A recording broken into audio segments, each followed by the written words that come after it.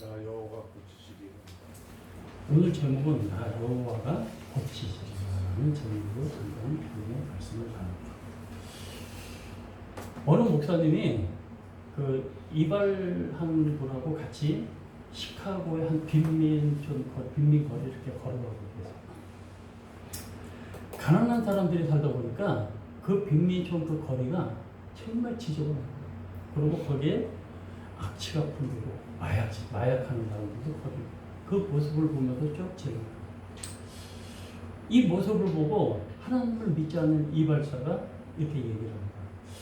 아니 만약 하나님이 계시고 하나님께서는 사랑이라고 그러시는데 그 사랑하는 그 하나님이 세상이 어떻게 저렇게 되고 그냥 가만히 내버려 두십니까? 라고 이 이발사가 얘기를 해요. 그러니까 목사님이 가만히 있다가 아무 소리 안 하고 있다가 옆에 그 히피족 하나가 쫙 지나가는 거예요. 그러니까 이제 목사님이 이발사한테 얘기를 해요. 저 히피족을 한번 보십시오. 저 사람은 얼마나 더럽냐고. 어깨까지 머리가 주렁주렁 내려오고 정말 그 더러워서 보지 못하겠는데 저런 사람들 이발하지 않고 저렇게 거리를 활보하는 사람들 왜 이발사님 가만히 내버려 두십니까? 라고 얘기를 했어요. 그랬더니 이발사가 뭐라 하냐면 아니 저 사람들은 내 이발소에 들어오면 내가 정말 이발을 멋있게 해가지고 신사로 딱 만들어서 내보내 줄 텐데 저 사람이 이발소에 안 들어옵니다. 그렇게 얘기를 합니다.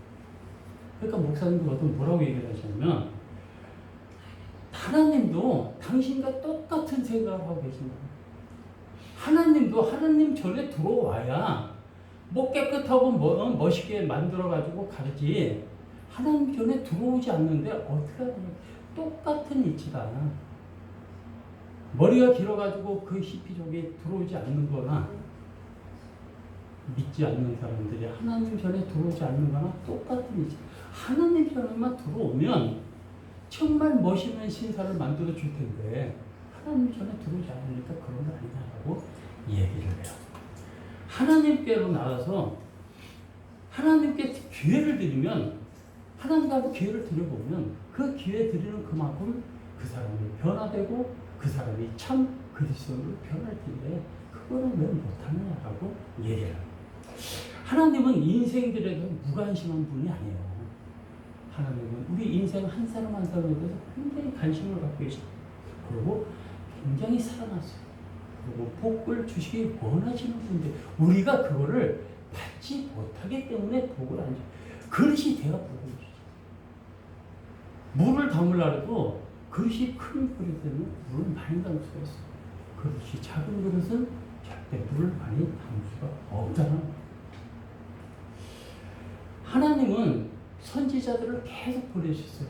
그리고 타락한 백성들을 향해서 계속 문을 활짝 열어놓으시고 계속 초청하시고 오라고. 근데 누구든지 나에게 나온 자는 내가 모든 것들을 고쳐주겠다고 얘기하지만 결국 사람들은 오지 않는다는 거예요. 그래서 오늘은 두 본문을 중심에서 나 여호와가 고치리라 라는 제목으로 잠깐 말씀을 나누고자. 자, 첫 번째 우리 같이 읽겠습니다. 시작. 하나님의 초청에 하나님께 초청에 응하는 사람이 고침을 받아요. 이게 어떤 얘기예요? 하나님께 돌아오는 사람들은 고침을 받는 거예요. 탕자처럼 집을 나가서 허랑방탕한 생활을 하다가 어느 순간 자기 죄를 누이치고 다시 돌아왔을 때 아버지께로 돌아왔을 때 모든 것이 다 회복된 것처럼 우리가 이 세상에서 향하던 마음이 바뀌어서 하나님께 집중하게 되면 그 모든 생활이 환경이 모든 것이 다 바뀐다는 얘기예요. 하나님을 떠날 때는 우리는 죄에서 살 수밖에 없어요.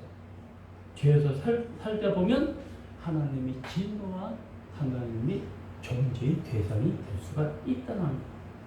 우리 이사야 57장 17절 한번 같이 읽겠습니다. 시작. 그의 탐심이 저하고 말미암아 내가 노하여 그를 쳤으며 또 여호와를 가리워하나 그가 아직도 피하여 자기 마음에 그를 걸어간다. 하나님은 안타까워하세요. 그리고 돌아오기를 굉장히 바라세요. 말씀을 보면 어떻게 돼 있어요? 안타까워하시면서 돌아오기를 기다리고 안타까워하면서 돌아오기를 기다리고 있는데 그가 아직도 패역해서 자기 마음의 길로 자기 마음대로 가고 있다는 얘기예요. 하나님은 계속 오기를 바랍니다. 근데 그 마음이 패역. 그래서 자기가 최고인 줄 알고 자기 길로 계속 간다는 거예요. 사람들이 하나님께 돌아오면 하나님께서는 어떻게 하셨어요? 내가 너를 고친다고 얘기하셨어요. 근데 돌아오지 않으래요. 하나님은 모든 것을 할 수 있는 분이에요. 하나님은 전지전능하시고 불리하신 분이기 때문에 모든 것을 할 수 있는데 우리는 하나님께 진정으로 돌아오질 않기 때문에 하나님께서 정말 얼마나 답답하시겠어요. 우리가 하나님 마음을 돌이켜서 겸손하게 하나님을 대할 때 세 사람으로 고쳐주신다는 사실을 잊지 마시기 바랍니다. 또한 겸손한 마음을 가진 사람이 하나님 초청에 응해요. 우리가 겸손한 마음을 갖지 않으면 하나님이 초청하는데 절대 오지 않아요. 마음 자체가 사악한 사람들, 많은 사람들이 인생을 착각하면서 살아요. 어떻게 착각하느냐? 사람이 죽으면 그걸로 끝이라고 생각해요.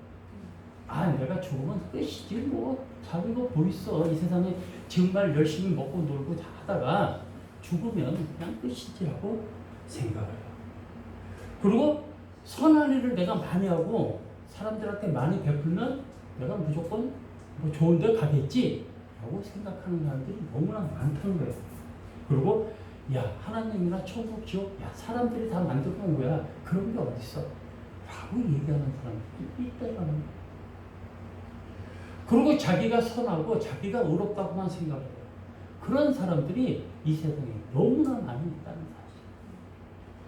구약 보면 15절에 보면 하나님은 말씀하시기를 내가 높고 거룩한 곳에 있으면 또한 통회하고 마음이 겸손한 자와 함께 있나니 이는 겸손한 자의 영을 소생시키며 통회하는 자의 마음을 소생시키려 한다. 여기 보면 겸손한 자의 영을 소생시킨다 그랬어요. 겸손한 자.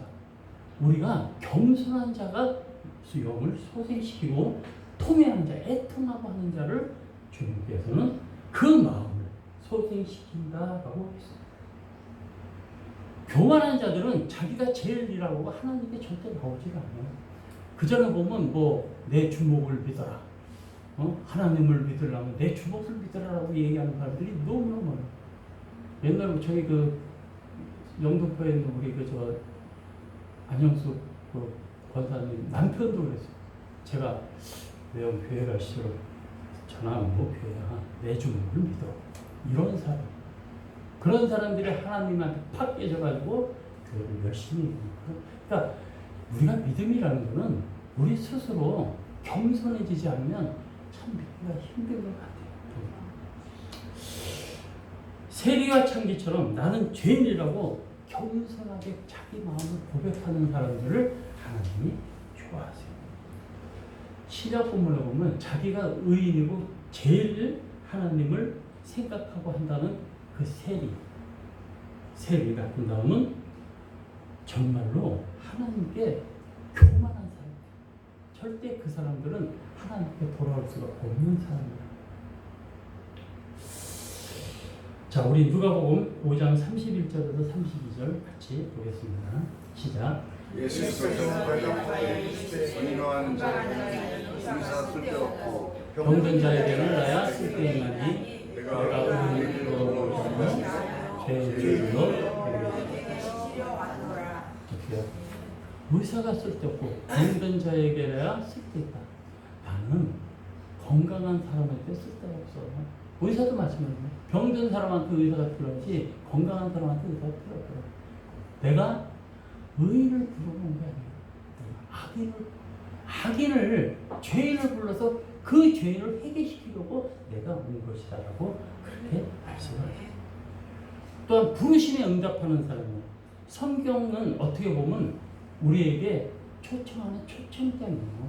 성경은 우리에게 초청하는 하나님은 시대마다 종들을 세웠어요. 선지자들을 계속 세워서 야, 나한테 돌아와라 라고 계속 초청하고 계세요. 그 초청은 불특정 다수에게도 하시고 또 우리 개인 한 사람 한 사람에게도 주님께서 초청을 하세요. 또한 초청에 응하는 사람들은 놀라운 변화의 은총이 주어진다는 사실. 주님께 초청받고 아멘으로 응답한 사람들은 마음이 변해요. 생각이 변하고 모든 것들이 다 얼굴 자체도 변해요. 얼굴이 좀 이렇게 보면 좀 이렇게 인상 이렇게 있던 사람들도 하나님을 믿고 거기에 은혜가 충만하다 보면 얼굴 자체가 변해요. 우리 박 집사님 얼굴이 얼마나 충만한 얼굴 변해요. 저렇게 변한다는 사실. 여기에 신약 본문에 주님께서 세리 레위를 제자로 부르는 장면이에요. 우리 아까 잠깐 읽은 그 말씀 중에 당시에 세리는 세금을 걷는 사람들이에요. 그러니까 유대인들이 세금을 걷는 사람들을 얼마나 미워하겠어요. 안 줘? 그것만 집을 다 뒤져서라도 세금을 걷어가는 사람들. 동족을 착취하는 반역자라고 그렇게 얘기를 했어요. 죄인의 대명사로 세리를 얘기를 하게 됩니다. 성경에 보면 죄인을 지칭할 때 대표적인 말이 뭐냐면 세리와 창기라고 성경이 계속 그렇게 합니다. 아주 죄인 중에 죄인, 그게 세리와 창기라고 그렇게 되어 있습니다. 그건 세리 레위를 그런 세리 그 레위를 주님께서 부르셨어요. 부르셔가지고 제자를 삼아주셨어요. 본문 20절 말씀 보면 레위가 지나가시던 주님을 먼저 보고 주님을 따르겠다고 나선 게 아니에요. 주님을 보고 레위가 주님 나 따라갈게요 하는 게 아니고 주님께서 세리 레위를 보고 나서 너 나 따라와 그렇게 얘기하셨을 때 어떻게 해요? 레위는 모든 것을 다 내려놓고 주님을 따라. 그 당시에 이 세리는요 같은 민족들에게는 좀 욕을 먹었어도 자기가 부와 명예는 얼마든지 가질 수 있는 사람들이었어요. 다 잘 살았어요, 세리들. 근데 그 모든 것을 다 내려놓고 주님을 따르는 거예요. 주님이 부르심에 대해서 그 세리 레위는 인생의 운명이 바뀌어버린 거예요. 근데 우리도 사실 마찬가지예요. 우리도 그 레위처럼 그렇게 대단한 사람이 아니에요. 레위도 대단한 사람도 아니었어요. 우리도 다 대단한 사람이에요. 그렇지만 주님께서 우리를 불러주셨기 때문에 우리는 대단한 사람입니다. 우리 같이 한번 우리 대단한 사람입니다. 같이 얘기하세요. 우리 대단한 사람입니다. 대단한 사람들이고 그 부름 자체가 은총이에요. 은총이. 부르심에 기쁘게 우리가 응답할 때 그 인생은 축복이 되는 대변화의 역사가 일어난다는 사실. 자, 우리 두 번째 같이 보겠습니다. 자, 시작. 바르게 결단하는 사람이 고침을 받습니다. 여기 말씀에 보면 거치는 것을 치우는 결단이 필요하다 했어요. 하나님께 나오는 사람마다 다른 거치는 것들이 있어요. 이 거친다는 말은 걸림돌이라는 얘기예요. 우리가 하나님을 믿는 것도 어떻게 보면 믿지 않는 사람들은 걸림돌이 굉장히 많아요. 뭐 이게 걸리고 저게 걸리고 그래서 믿지 못하는 사람들이 있어요. 그 거치는 것들이 있어요. 그것이 물질이 될 수도 있고 세상의 모든 것들이 될 수 있어요. 세상을 사랑하는 마음도 될 수 있고 또 교만한 내 마음, 또 가정의 배경, 또 다른 것들이 그 걸림돌이 될 수가 있다는 거예요. 또한 가진 지식, 또 재물, 여러 가지 권력, 명예, 또 내가 행한 선행, 그 다음에 행한 봉사로 인해서 또 세운 고분함 이런 것들이 여러 가지가 있기 때문에 그런 것들로 인해서 우리가 걸림돌이 될 수가 있다는 거예요. 근데 구유에 탄생하신 예수님, 그 예수님을 만나고자 하는 사람들은 자기 자신을 낮추고 겸손히 머리를 숙여야 된다는 거예요. 우리가 예수님을 만날 때 우리가 뻣뻣하게 거만하게 예수님을 만난다? 이거는 있을 수가 없다는 얘기예요. 우리가 예수님을 만날 때는 우리가 정말 겸손한 마음 예수님을 만날 때 예수님께서 우리의 구주가 되신다는 사실을 잊지 마시기 바랍니다. 그리고 거치는 것을 제하여 우리가 걸림돌이 대한 것을 버려버려야 돼요. 굽은 것은 고다지게 하고 평탄한 일은 평탄해야 돼요. 우리가 보면 여러 지금 많은 사람들이 기독교에 대한 어떤 편견들을 많이 갖고 있어요. 목사에 대한 편견, 교회에 대한 편견, 하나님에 대한 편견. 믿지 않는 사람 이런 편견들을 갖고 있기 때문에 그 편견에 대한 걸림돌을 지우지 않으면 그게 나올 수가 없다라는 거예요. 그 편견을 지우려고 하면 어떻게 돼요? 제가 우리 정경희 집사님한테 정경희 집사님 전도를 할 때는 정경희 집사님이 맨 처음에 하나님을 만난 그 얘기를 하십시오. 몇 달을 계속 그 울음 가운데, 그 눈물 가운데 그 하나님을 만난 그 얘기를 하십시오. 그러면 믿지 않는 사람도 은혜를 받을 것입니다. 우리가요, 전도는 나의 믿음이, 나의 얘기, 내 얘기. 내 얘기를 할 때 다른 상대방들이 은혜를 받는 거예요. 뭐 다른 사람 얘기 아무리 끌어대봤자 은혜가 아니에요. 내가 하나님 만난 그 내 얘기. 그게 은혜예요. 편견이 많은 사람들 보면은 좋은 면은 보이지 않아요. 나쁜 면만 보여요. 이 걸림돌을 치우지 않으면 그 장애인을 위해서 주께 나오지 못하고 또 고침을 받을 수가 없다는 거예요. 포기할 것은 단호히 포기하는 결단이 필요해요. 성경 본문에 보면 주님의 부르심을 받고 레위를 즉시 모든 것을 다 버리고 주님을 따랐어요. 28절에 말하고 있어요. 그때 레위 재산 세상적인 의미 그리고 세리라는 직분까지도 다 버리고 주님께 나오는 거예요. 그게 비록 쉽지는 않아요. 세리라는 건 내가 명예나 이 물질이 많이 있기 때문에 그 물질을 다 버리고 간다? 그건 참 쉽지 않아요. 우리가 물질 다 버리고 주님만 따르라면 따를 사람이 과연 몇 사람이 있을까요?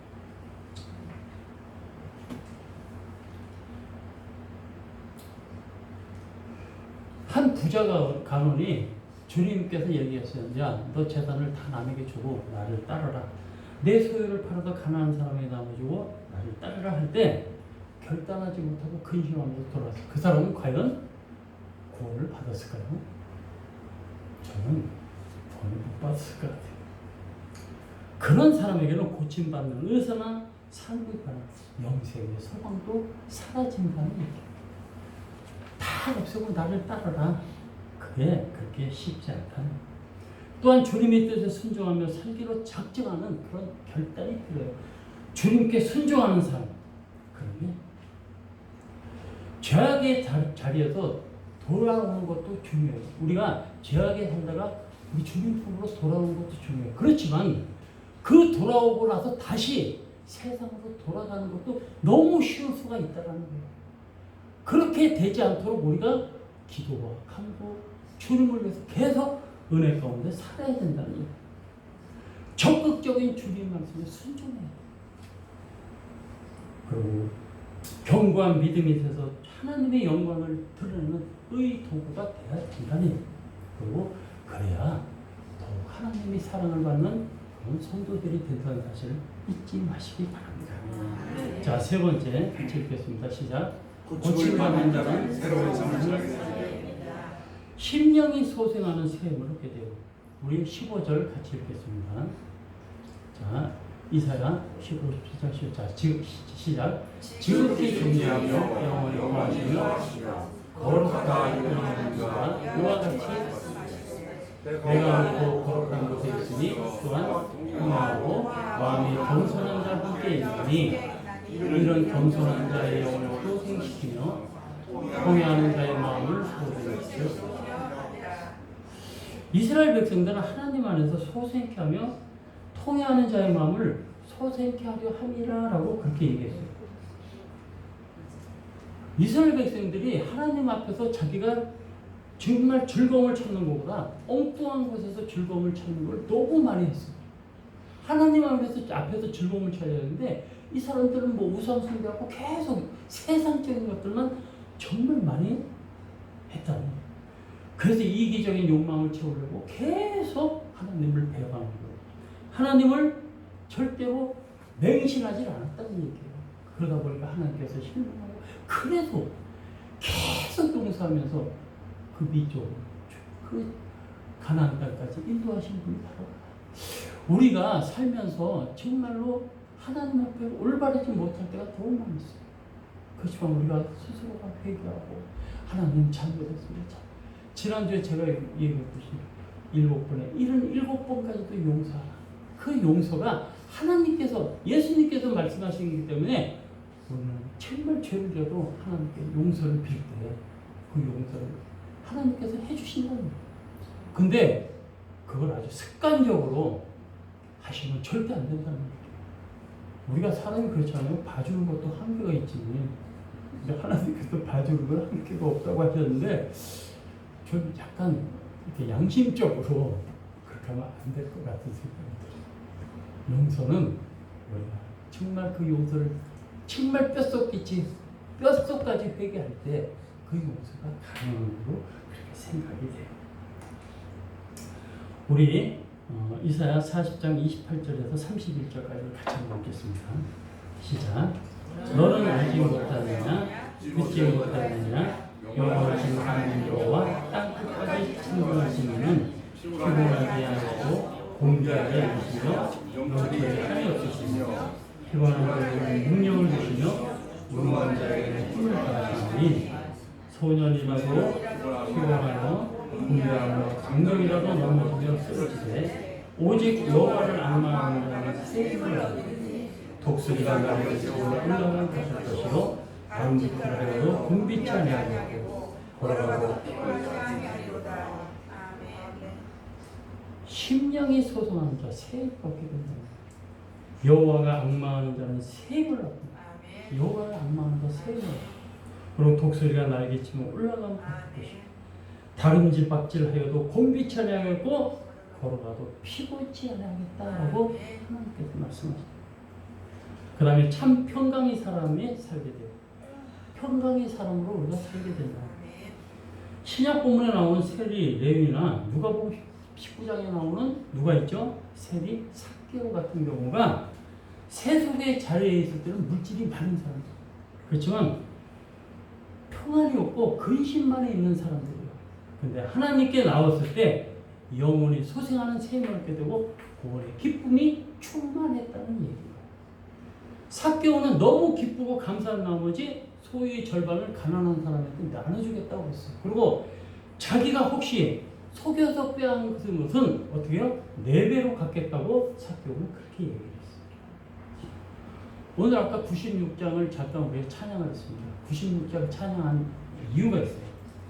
미국에서 정말 상상할 수 없는 많은 돈을 벌으신 분이 계세요. 그분이 그 큰 부자가 고델리우스 그 다음에 벤터 빌트라는 사람인데 임종을 앞두고 있었어요. 이제 돈은 많은데 하나님 믿지 않고 죽기만 딱 기다리는 거예요. 그리고 그는 신앙에 대해서 아주 무관심한 사람, 신앙에 대해서는 전혀 생각이 없는 사람인데 신앙 이 재물 자체가 자기 신앙이에요. 재물이 자기 우상이고 자기 신앙이에요. 근데 인생의 마지막 순간에 흑인 하녀가 있었어요. 그 흑인 하녀가 옆에서 그 사람을 계속 병강을 하고 있었는데 그를 위해서 마지막으로 찬송가를 불러주는 거예요. 바로 그게 96장 찬송. 거기 보면 예수님은 누구신가? 우는 자의 위로와 없는 자의 풍성임, 청한 자의 높음, 잡힌 자의 노임, 죽은 자의 생명, 추한 자의 정함과 멸망자의 구원, 죽은 자의 부활. 그렇게 얘기하니까 벤터필드의 입술이 조금씩 움직이기 시작합니다. 그리고 마지막 한 음성으로 이렇게 고백해요. 주님, 저는 가난하고 천한 사람입니다. 그는 자신의 재물과 지식 모든 것을 영예를 다 포기하고 그 순간 예수 그리스도를 영접하게 됩니다. 그리고 영접하고 나서 그 사람이 임종합니다. 마지막에 예수님은 과연 누구신가? 그 누구신가를 이 흑인 하녀가 찬양을 했을 때 저는 그렇게 봐요. 그 찬양을 했을 때 하나님의 그 영이 성령님 그 마음 깊숙한 곳에 들어가지 않았을까 싶습니다. 우리는 항상 그 생각을 해야 돼요.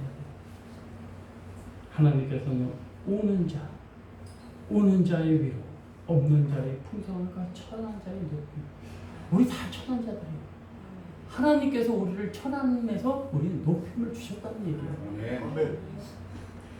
잡힌 자의 노임과 죽은 자의 생각, 추한 자의 정함과 멸망자의 부활, 죽은 자의 부활. 우리 이 세상에 다 죽을 수밖에 없는 자들, 주님을 인해서 우리가 부활의 영광을 얻을 수 있다는 거예요. 사람은 영적인 존재예요. 영적인 존재이기 때문에 우리가 믿음과 소망과 사랑을 잃으면 바로 절망하고 무너진다는 사실. 예수님 안에 생명과 사랑과 은혜와 평강과 고음과 영생의 기쁨이 감사와 소망으로 넘치시기를 축원합니다. 또한 예수님의 의와 영광의 도구로 쓰임받는 사람이 되어야 돼요. 의의 영광, 그 영광의 도구로 우리가 모두 쓰임받아야 된다는 얘기예요. 신약 본문에 레위는 주님의 부르심에 순종했어요. 그리고 그것으로 끝나지 않고 레위는 자기 같은 동료인 세리들을 같이 자기 집에 오게 합니다. 그래서 거기서 주님을 만난 거예요. 전도를 했다는 거예요. 세리가 구원받고 자기 같은 세리들을 모아가지고 같이 주님을 만나요. 전도는 놀라운 역사예요. 주님을 위해서 무언가를 포기하고 더 나가서 주님을 위해서 잔치를 베푸는 거예요. 그 사람 세리들을 모아놓고 잔치를 베푸면서 주님을 알게 하는 그런 우리가 레위처럼 사람들에게 복음을 전할 때 내가 좀 서툴러도 괜찮아요. 성령님께서 도우시면 내가 서툰 건 아무 의미가 없어요. 성령님이 함께 하세요. 성령님이 함께 하실 때 다른 사람들이 그 마음이 깨어지게 되는 거예요. 레위가 나중에 누가 돼요? 세리 레위는 바로 마태예요. 마태복음에 우리 신약에 제일 처음 나오는 마태복음, 그 마태가 바로 세리 레위라는 사실. 하나님께서 알고 부르신 거예요. 하나님께서 알고 부르신 그 레위. 그러니까 마태 맨 첫 장에 신약복음 맨 첫 장에 나오는 마태복음에서 바로 레위라. 그게 바로 레위는 본명이고 마태는 하나님의 선물이라는 뜻이 바로 마태라는 사도명입니다. 그런 무명한 세례였지만 유명한 사도가 되었고 그 책에 정말 신약 성경의 그 생명책에 처음에 등장하는 마태복음 그이 되었다. 신앙생활에서 보면 주님을 위해서 일하는 것이 얼마나 복된 일인가 한번 깨닫기 바랍니다. 주님을 위해서 무언가를 포기하고 주님만을 위해서 주님을 따랐을 때 주님께서 과연 우리에게 어떤 것을 주실까 기대하세요. 아멘. 기대하시는 여러분이 다 되시기를 주님의 이름으로 축원합니다. 기도하겠습니다. 하나님 아버지 정말 감사합니다. 오늘 말씀 가운데 나 여호와가 고치리라는 말씀을 주님께서 택하신 백성, 주님 이 백성들을 주님 어여삐 봐 주시옵소서. 과연 저희들이 주님이 누구인가를 정확히 알고 주님 영광을 위해서 살아가는 저희들에게 하옵소서. 감사드리며 예수님 이름으로 기도드리옵나이다. 다 같이 일어나셔서 장로가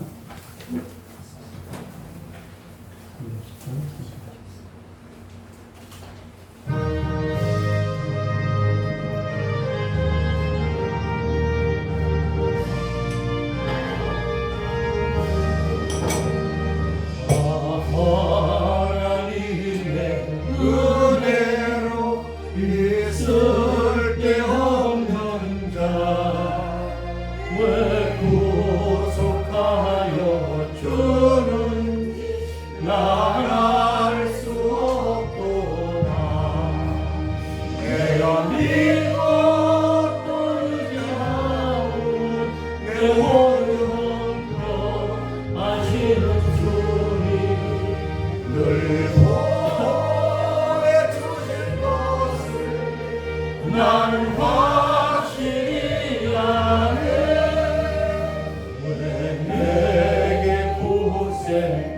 기름과 또 복음 주셔서 내 마음이 항상 편한지 나갈 수 없도다.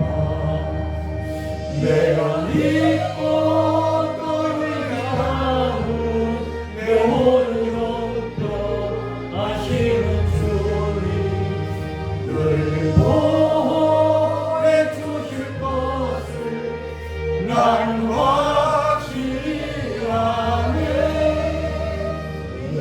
내게 성령 주셔서 내 마음 감동해 주 예수 믿게 하는지 난 알 수 없도다. 내가 믿고 또 의지하는 내 모든 형편 아시는 주님 늘 보호해 주실 것을 나는 확실히 아네. 주 언제 가만히 하실지 오 밤에 오낮에 또 주님 만날 그것도 난 알 수 없도다. 내가 믿고 또 의지하는 내 모든 형편 아시는 주님 늘 보호해 주실 것을 나는 확실히 아네.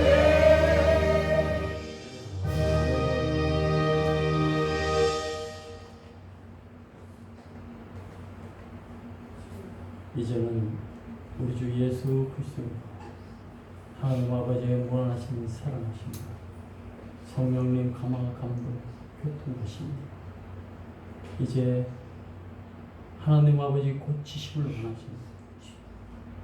그래서 주님께 더욱더 충성을 뵙는 사랑과 축복의 성도님들 머리머리 위에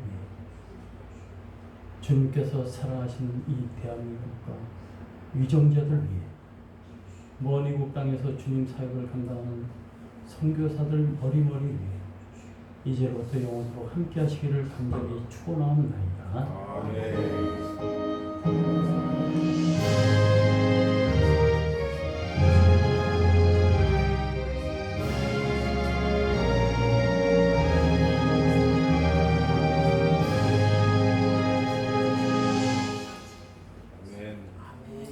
수고하셨습니다.